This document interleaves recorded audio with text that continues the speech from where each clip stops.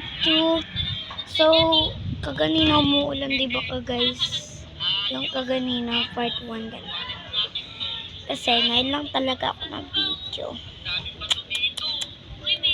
Para may YouTube channel. Tsaka yung pinsan ko, tika mo nanonood. Lang, tingin ka lang. Hey, kita niyo yun guys. Happy pinsan ko. Papakita ko nga pala yung bagong baby namin guys.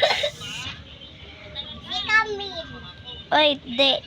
Papakilala ko yung pag nasa baba na tayo ni baby. Yeah.